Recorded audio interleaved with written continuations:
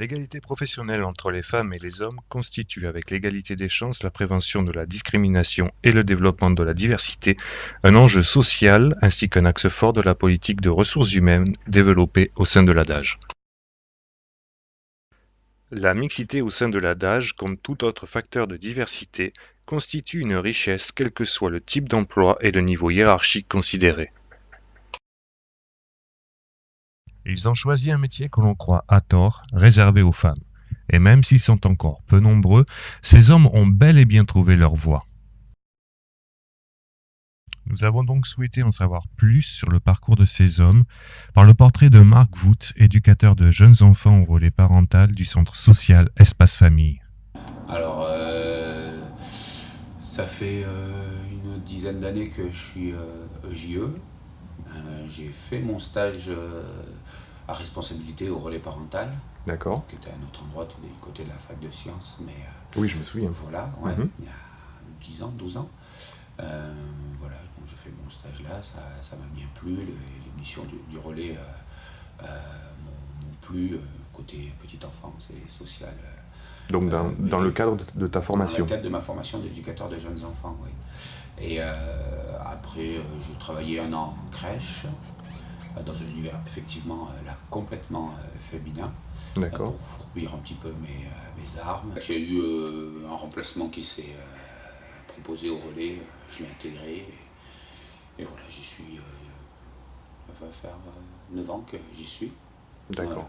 Voilà. Alors c'est vrai que le relais parental a toujours fait attention, enfin Brigitte Fabricant, donc la directrice a toujours fait attention qu'il y ait une équipe mixte le plus possible. Donc quand j'étais en stage, il y avait déjà un homme. Quand je l'ai intégré, aussi, il y en avait déjà un. Enfin, il y a toujours eu des stagiaires. Là, à l'heure actuelle, on est nombreux. On doit être 4. Sur une équipe. Sur une douzaine de personnes. Alors, des D'accord. fois, on n'a été que 2, mais enfin, il y a toujours eu voilà, Toujours des hommes, présence quand même. masculine. Alors, Bon, c'est vrai que, en minorité, certes, mais en minorité, mais enfin, c'est assez exceptionnel vu le métier, vu le milieu, la petite enfance, en fait. d'accord. Parce que c'est vrai qu'il y a plus que le social. Le fait qu'on soit dans le social masculinise un peu. Alors, la petite enfance, là, c'est vrai que c'est. Oui, oui, oui.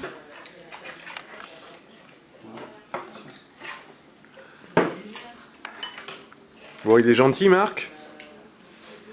Camille, ça peut répondre. Hein. Ça dépend pour qui. Ouais.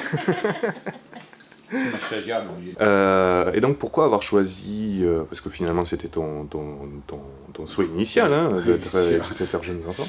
Donc pourquoi? Je savais que j'allais vers la transmission, vers l'éducatif, mais je ne savais pas trop quel était mon chemin. Et c'est petit à petit que j'ai découvert ce métier d'éducateur de jeunes enfants par d'autres personnes qui étaient dans le social, qui m'étaient totalement, complètement inconnues. Je dois avouer, quand j'étais à la fac, j'imaginais pas ça. Je n'ai jamais été à la crèche étant enfant, enfin, c'est un univers qui m'était inconnu. Alors que c'est vrai que je savais que j'avais une bonne relation avec les petits-enfants, mais voilà, enfin, c'est vrai que dans ma tête d'homme, de jeune homme, je pense que cette relation ne se faisait pas. Donc c'est petit à petit que j'ai fait ce trajet-là, et donc à partir de 25-28 ans, voilà, je suis allé vers ce métier-là que j'ai découvert. Et voilà, cette relation plus individuelle avec l'enfant et le petit enfant, c'est vrai que ce public, moi vers 2-3 ans, c'est un public avec lequel je suis à l'aise, et vice-versa. Donc voilà, et ça a été le fruit d'un long processus, effectivement de ma part. Peut-être que j'aurais été une jeune fille, ça aurait été plus simple. Voilà, dans ma tête. C'est vrai que ça représente bien un peu Oui, c'est ça. l'objet du reportage. C'est Ouais. pourquoi ça m'est pas venu à 18 ans.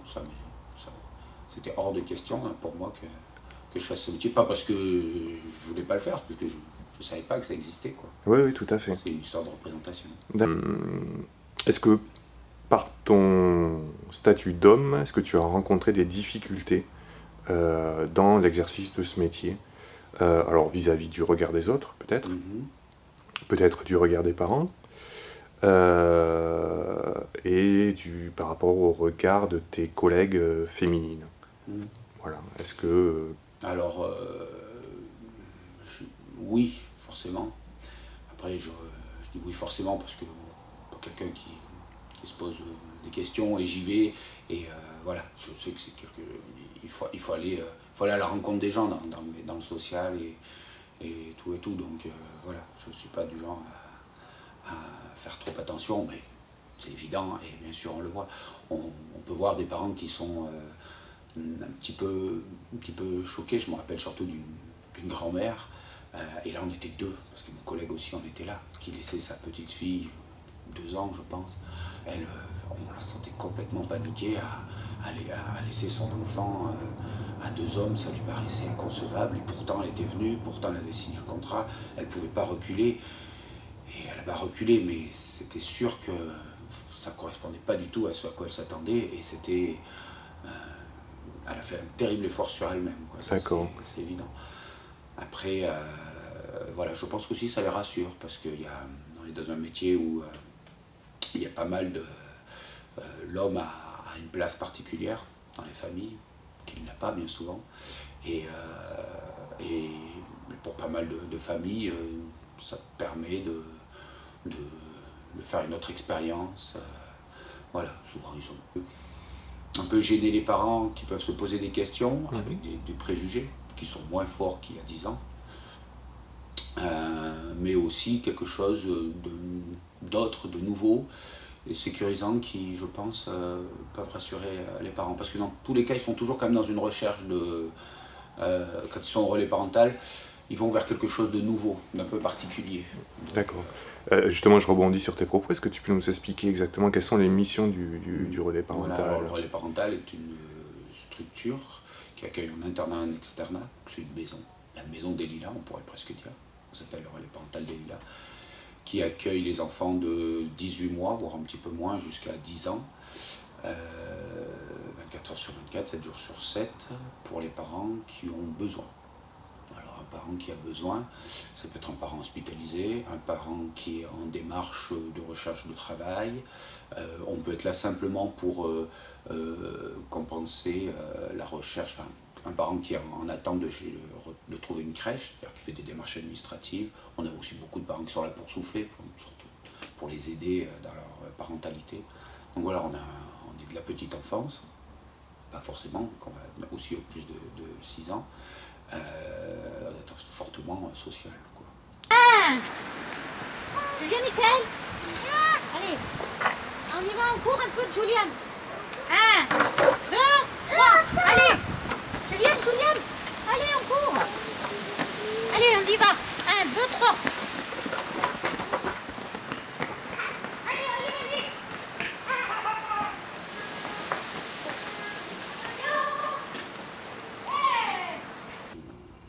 Je sens des enfants qui vont venir plus particulièrement vers moi, et le contraire aussi, hein. Certains, souvent, on a des petits-enfants qui n'ont vraiment pas l'habitude de l'homme, les moins de 3 ans, qui ont vraiment qui ont une crainte, hein, qui ont peur de nous, les hommes, et qui petit à petit, il y a tout un travail qui se fait pour qu'ils prennent confiance, parce qu'on est étrangers, tout simplement, hein, pour eux, où ils ont vraiment une autre représentation. Et après, il y en a certains, ouais, qui viennent, on voit, qui ont besoin de l'homme.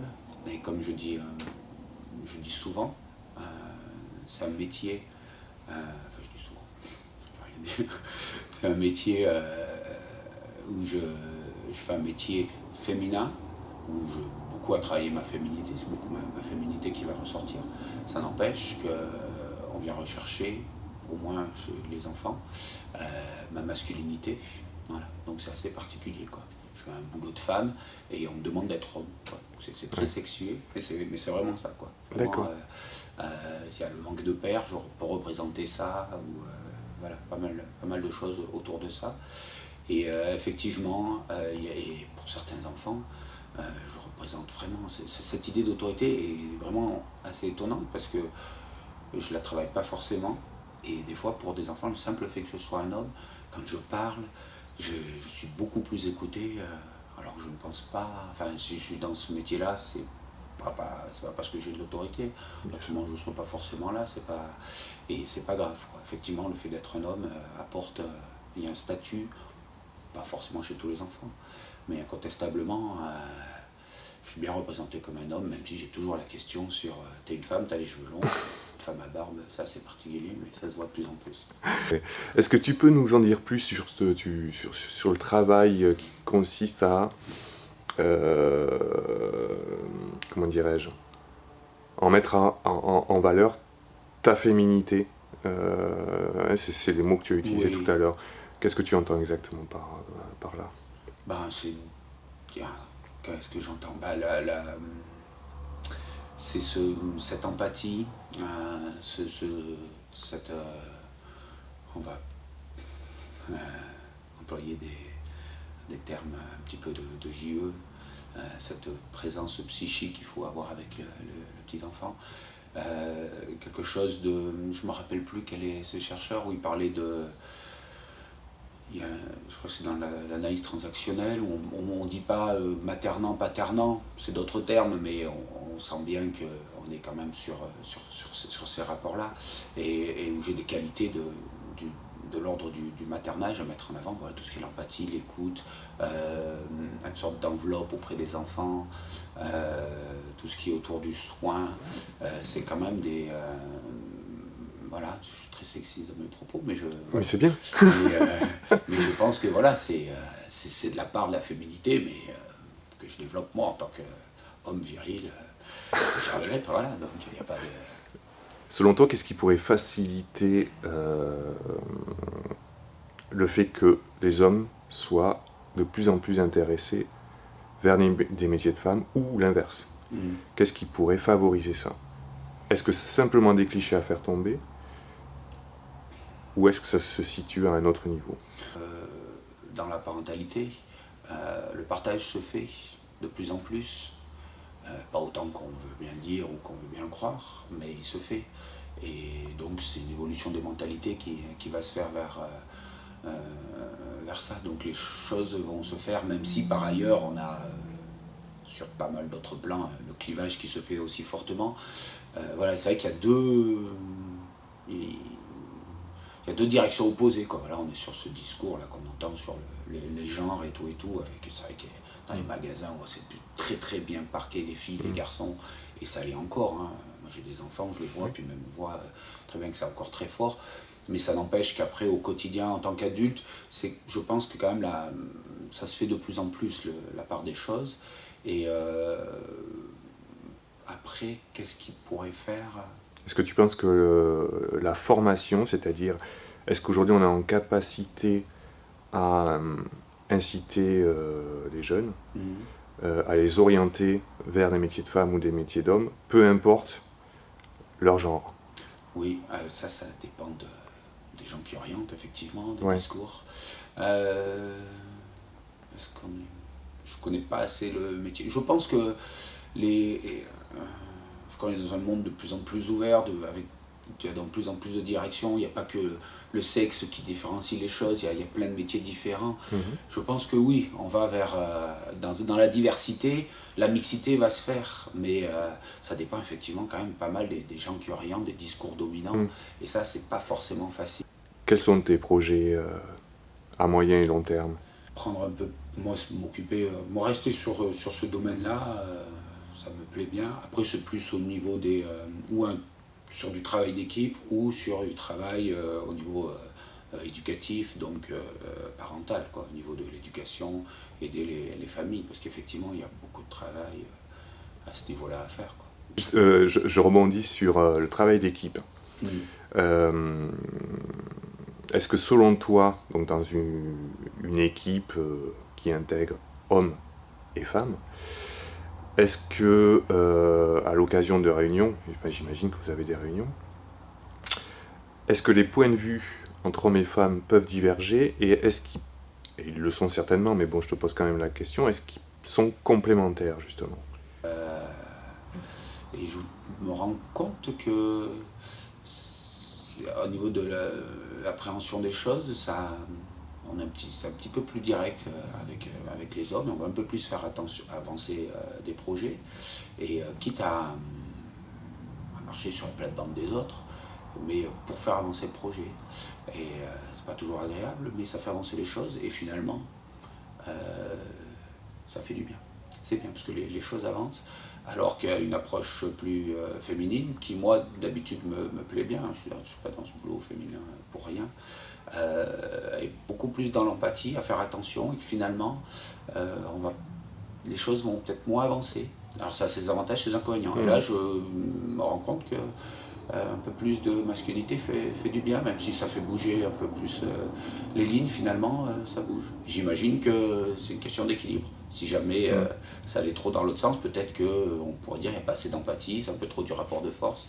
Là, pour moi, là, c'est pas du rapport de force, c'est de l'avancée. Donc c'est bien.